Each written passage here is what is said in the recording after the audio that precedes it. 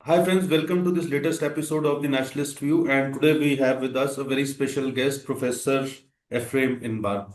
Professor, thank you so much for taking time out from your busy schedule and joining us. And Professor Inbar is the is a founder of Jerusalem Institute for Strategy and Security, and now a senior researcher there. He's also a professor emeritus of political science at Bar-Ilan University in Israel. He's a leading expert on Israeli national security and West Asia strategic affairs, and what many in the West call the Middle East.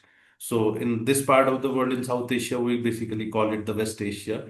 But that's a matter of semantics. But today we are going to talk about two things, and Professor Inbar will share his deep insights and will break down these two important topics. One, that the Israel's plan to control the Gaza city or Gaza, and the second one is the recent on September 9, Israeli Defense Forces, they attacked the Hamas leadership in Doha, Qatar. It was an aerial bombing, and after that, there have been a lot of developments, and it came as a shock to the rest of the world because Qatar has played the role of a mediator. And how come Israel no attacked Qatar, and what is the way forward now? How things are looking up, and what is Israeli perspective on that? So, Professor Inbar, my first query is if you can uh, break it down for our viewers that one, I need to have a clear picture that whether the Israeli Defense Forces or the Israeli government they are planning to control only the Gaza city, or is it all of Gaza? Because there is a lot of confusion on this thing also, and most importantly, why this is necessary. Well, the 2 year, almost 2 year war brought the IDF, the Israel Defense Forces, all over Gaza. I think that nowadays Israel is controlling over 80% of the territory of Gaza, and what is left is the Gaza city and its suburbs. This is only a stronghold of Hamas that they still control. It's a big city. A large part of the city was evacuated by its civilians as a result of the Israeli warnings that this will become a war zone. And in my view, at least, I think it's very important to make sure that all Gaza has been conquered in order to evict Hamas, which is a terrorist organization. Politically, it's an offshoot of the Muslim Brotherhood, a radical Islamic anti-Western group, and we need to get rid of them. They did tremendous damage to Israel, and it is Israel's view, and I think most of the world agrees with Israel, that Hamas should be disarmed and should no longer control Gaza. So this is the situation now. The attack on Gaza has actually started already. The Israeli Defense Forces is advancing slowly, cautiously, probably, in my view, too cautiously, in order to minimize casualties to the Israeli Defense Force. But the Rubicon has been crossed. Israel is going to take Gaza. Sir, how do you see the reaction of the rest of the world to Israel's plan to take over Gaza? Because there are voices of dissent also, even in the West also. And how do you see the stand of the US? If you can, what is United States stand on this thing? Because US is the closest ally of Israel in this war. Both Israel and US did an offensive together, Operation Rising Lion against Iran also. So, how do you look at the global reaction and especially United States. Does United States endorse this plan of Israel to take over or to control Gaza for some time to evict Hamas or to finish off Hamas? So, if you can break it down a little bit for our viewers. Well, actually, Secretary of State Rubio was in Jerusalem this week, and he re-emphasized the American positions that Hamas should not stay in Gaza. The administration of President Trump is totally committed to this goal and is not criticizing Israel for its attempt to complete the conquest of Gaza. And in contrast to the Biden administration, the previous administration, there are no arms embargoes, no interference in Israel's war. And actually it helps Israel in creating humanitarian areas and agencies to bring food to the civilians. And the vision of President Trump is to build a Riviera along the coast of Gaza. I don't know if this will happen, but he speaks openly about allowing the Gazans to move elsewhere. And if they want maybe to return after Gaza becomes a Riviera. So the Americans are with us. There are voices that are critical of Israel, which are the regular suspects in the southern world, and some, Western countries like Norway, Ireland, and I think that this criticism is partly a result of a very successful Hamas propaganda campaign. That there is starvation in Gaza, that Israel is committing genocide. Those things are totally untrue, but people are believing and it affects the behavior of governments, and Israel to some extent suffers from a certain degree of isolation in the international arena. But as long as the Americans are with us, we feel, of course, fully justified in going after Hamas. So that now brings us to the September 9 attack by Israeli Defense Forces in Qatar. So from Israel's perspective, what was the strategic purpose of this Doha attack and or attack in Qatar? And does it fit into the larger Gaza campaign, or should we see it as a standalone, part of a multi-front war and a standalone kind of a maneuver by Israel? I think Israel has announced many times that Hamas leaders are not immune to Israeli attacks, wherever they are. Just maybe 2 weeks ago, the Israeli chief of staff announced it, that they should be careful. And from past experience, Israel goes after terrorists all over the world. And the attack on the leadership, political leadership, which is now the big difference between political and military leadership of Hamas in Qatar, was part of this general strategy. Particularly since Israel identified that this group is positions on the hostages that Hamas has is stricter, stronger, vis-a-vis the Israeli demands, and it is a hurdle on releasing the hostages. Now, of course, you can question, the timing of the attack, the way it was done, basically it was very public. We know that Israel can do things in a more subtle way. So this is an issue to discuss and maybe to learn some lessons, but basically this is not something that is very different from regular Israeli strategic behavior.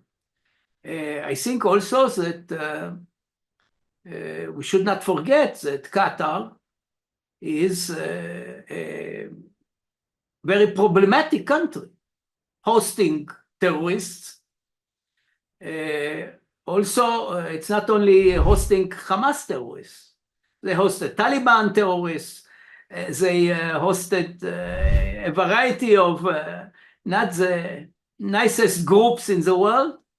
And Qatar is supporting the Muslim Brotherhood all over the world. And I think many people are not aware that its media powerhouse, Al Jazeera, is basically transmitting all the time anti-Western, anti-democratic messages, which are typical of the Muslim Brotherhood, and they are destabilizing the regimes of the Middle East. I think that most neighbors of Qatar are very happy. It doesn't matter what they say about the Israeli attack, because they see Qatar as a destabilizing force in the region. And even the Americans, maybe they were not very happy with the attack, but if there was any criticism, it was very muted, and they said the Hamas leaders should die. And basically, it was seen in Washington, at least, as an anti-Hamas operation. I think that Israel also robbed Qatar of its position of being the mediator, which increased its weight in the international arena. And I think all democratic loving nations should be happy that we cut some of the international position of Qatar. Sir, we have seen kind of a rallying around of some Arab states around Qatar and especially the Islamic world. Though there are inner contradictions, because we know that Qatar, Saudi Arabia, Iran, and Turkey, so all of them have been competing with each other to establish themselves as a leader of the Muslim world. So there are inner contradictions also, and as you rightly mentioned, that some of the neighbors of Qatar probably would be happy because Qatar also has played a destabilizing role in their countries, especially backing the radical Islamists.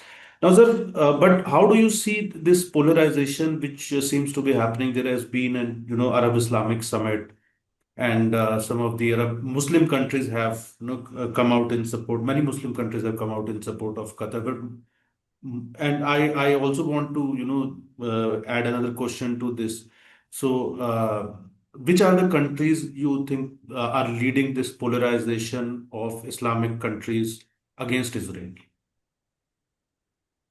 Well, first of all, we should remember that even Saudi Arabia tried to ostracize Qatar a few years ago because of its destabilizing role. And as I mentioned before, we should clearly distinguish between what people say and what they do. Paying lip service to Qatar or to the Palestinians is a well-known phenomenon in the Middle East. But we should take a look at what happened at this summit. Was there any resolutions that had any impact on the type of interactions that Israel has with the Middle East? No. So there is a lot of talk, a lot of criticism, but essentially business continues as regularly. No country that has diplomatic relations with Israel has severed the relations or even called back their ambassadors, like some European countries did. So it's not pleasant for Israeli ears to hear such condemnations, but I must say we are used to it. It's living in the Middle East. We know what is important, what is less important. The leading countries that are leading this campaign against Israel are Turkey and Qatar. And this is, we see the rise of a new radical Sunni axis. I mentioned before that the Qataris are serving, are propagating the images of the messages of Muslim Brotherhood. And Erdogan, Tayyip Erdogan, the leader of Turkey, is basically a member, the Turkish version of the Muslim Brotherhood. And he is very vocal against Israel. He has been traditionally, backing Hamas in Gaza, which is a terrorist organization. It allows part of its leadership to live in Turkey. I'm not sure that your audience knows that Turkey gave Hamas leaders Turkish passports to move freely in the world. So those countries are the new danger in the Middle East, and it is a dangerous development because Turkey is a strong country. It is a country that has a military presence in many Middle Eastern countries. It has a presence in Iraq. It has a presence in Syria. Basically, they support the new regime there and train their forces. They are more and more involved in Lebanon. Their military is in Libya, where they support the faction in the civil war that is associated with radical Islam. They have a military presence in Qatar. When Saudi Arabia tried to ostracize Qatar, to isolate it, the Turks came in with the military to defend the independence of Qatar and to make sure that Qatar continues to maintain a radical Islamic position. And this is definitely a source of concern for Israel. Turkey is a member of NATO, with the second largest military in NATO after the United States, and it is close. Iran was an enemy, but was far away. Turkey is very close, and they are coming south in Syria, and I know that there are Turkish generals that advocate Turkish presence along the Israeli border, and their goal is Jerusalem, and they say it openly. This is the prize they want. The present Turkey is a revisionist force fueled by radical Islam and neo-Ottoman impulses. So, and they have nuclear ambitions. Erdogan said it. So it's a very dangerous development. And to connect it to our previous discussion, it's very important to defeat Hamas in order to have a setback to this new rising axis. So now that brings us to, the last section of the podcast. Let's talk about Pakistan a little bit. Pakistan is, of course, India's neighbor, and India has conducted Operation Sindoor against it because Pakistan is again a major hub of radical Islamist outfits. They call them the non-state actors, but basically they are an extension of the state, just like Hamas has been an extension of Qatari state and the Turkish state.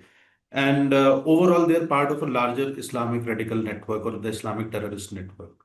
Now, Pakistan has become particularly very vocal against Israel, though it was always against Israel, but it has particularly become very vocal against Israel over the last few weeks. And it has been talking about, criticizing Israel in the international forums, especially in United Nations. And of course, the Israeli envoy gave a befitting reply. So, how do you see, because Pakistan has a large population of Muslims. It is after Indonesia. It's the second largest Muslim population is there. So, how do you see Pakistan's, stance?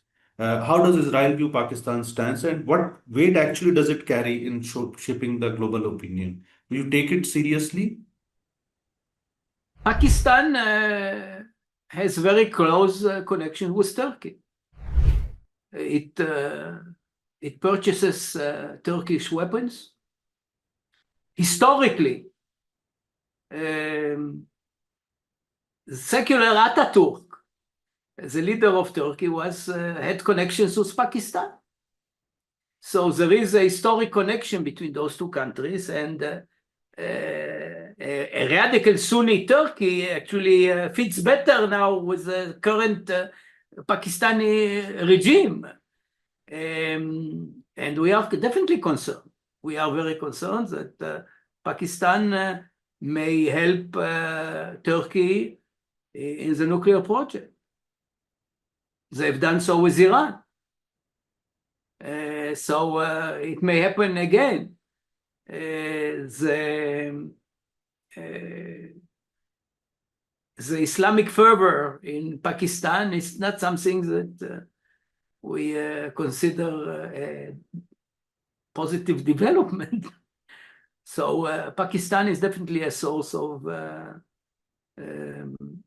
concern, and also the Pakistani-Chinese alliance is obviously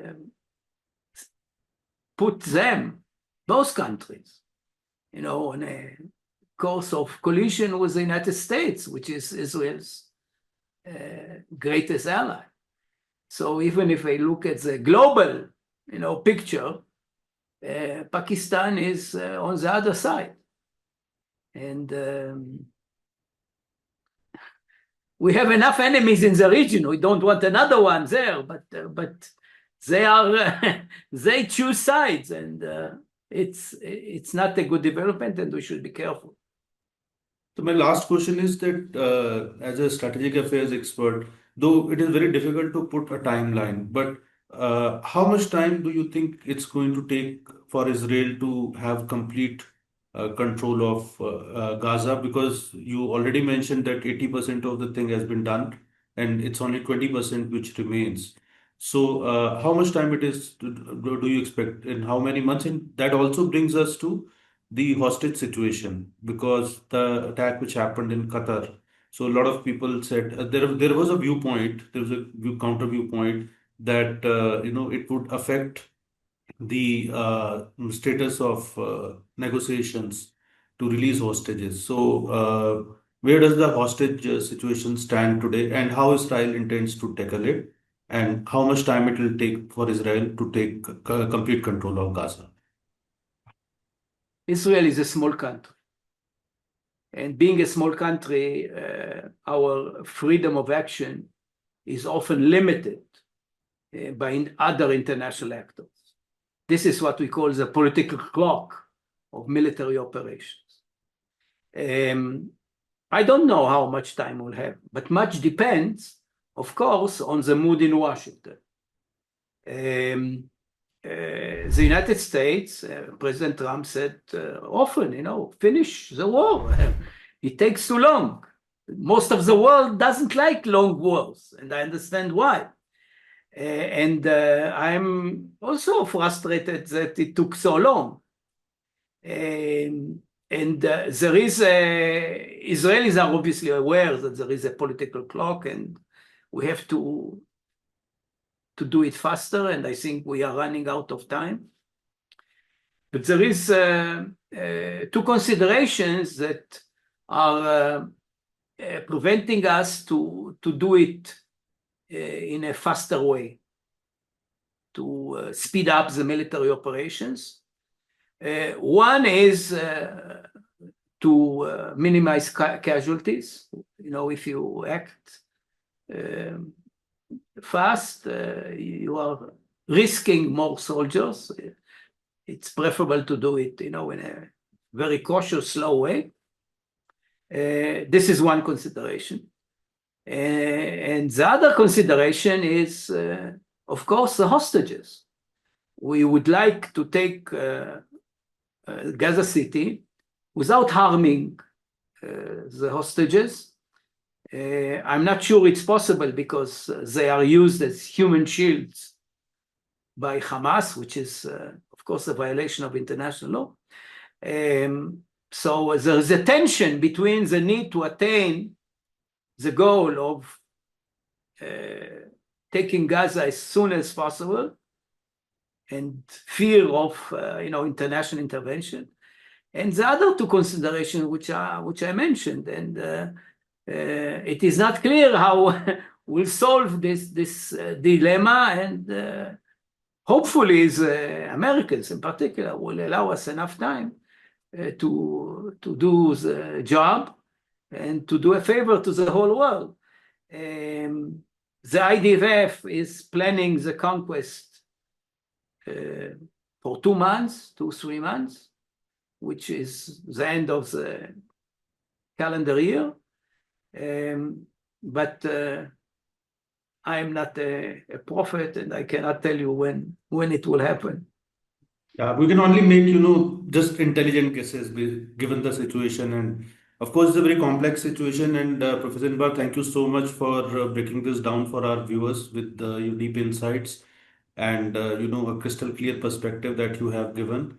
Also, I think it is important to understand Israeli perspective also, because in the global media, we have been watching, there has been a one-way street kind of a thing which is happening, where the anti-Israeli content is being pushed and anti-Israeli perspective is being pushed. So I think it's better to have, an Israeli perspective on things also, which you brought in very, clearly and very with great clarity. So thank you so much. We hope to host you again, sir, very soon. And for our viewers, we'll be back with another episode very soon. If you have liked the video, please share it, subscribe to the channel. And please like the video also. And thank you once again, Professor Inbar, for taking time out from your busy schedule and sharing your thoughts with us. Thank you very much. Being a friend of India, I am always at your service. Thank you.